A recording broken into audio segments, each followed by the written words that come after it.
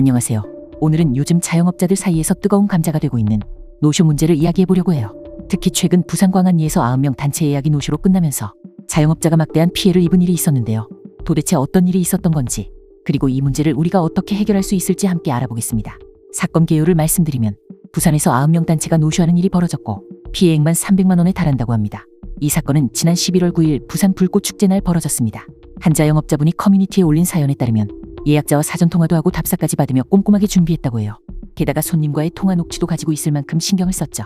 그런데 막상 행사 당일 예약 시간에 손님들이 오지 않았고 연락을 해보니 다른 가게와 착각했다는 말만 남기고 연락을 차단해버린 겁니다. 이 자영업자분은 인원 추가 요청에 따라 음식을 더 준비하고 직원까지 추가 배치했는데 결국 300만 원의 손실을 감수해야 했습니다.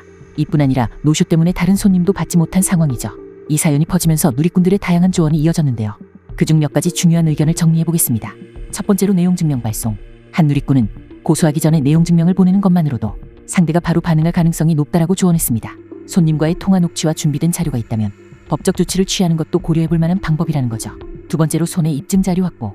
또 다른 조언으로는 구체적인 손해 내역을 정리해 놓으라는 게 있었어요. 법적 대응을 하거나 보상을 요구할 때 이 자료가 중요한 증거가 되기 때문이죠. 하지만 현실적으로 노쇼에 대한 보상받기가 쉽지 않다는 의견도 있었습니다. 민사 소송 비용이 더 들 수 있어 결국 소송을 포기하는 경우도 많기 때문이죠. 아무리 큰 피해를 봐도 자영업자가 실제로 보상을 받기는 어려운 구조라는 겁니다.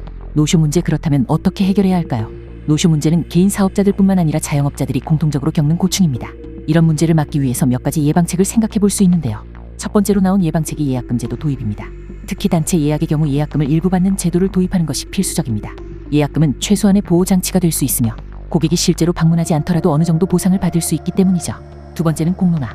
결국 여론의 힘을 이용하는 것이죠. 이번 사건처럼 노쇼 문제가 심각할 때는 이를 공론화의 경각심을 일깨우는 것도 방법입니다. 노쇼의 심각성을 알리고 자영업자들이 이런 피해를 줄일 수 있도록 사회적 분위기를 형성하는 데 도움이 될 수 있죠. 오늘은 부산에서 발생한 대규모 노쇼 사건을 통해 자영업자들이 겪는 고충과 노쇼 문제의 현실적 해결책에 대해 이야기해보았습니다. 자영업자들이 이런 피해를 줄이기 위해서는 예약금 제도와 법적 조치를 통해 사전에 방지할 수 있는 체계가 필요합니다. 그리고 우리 모두도 작은 약속을 소중히 지켜 노쇼로 인한 피해를 줄이는 성숙한 시민의식을 갖는 것이 중요하겠죠. 구독과 좋아요는 영상 제작에 큰 도움이 됩니다. 시청해주셔서 감사합니다.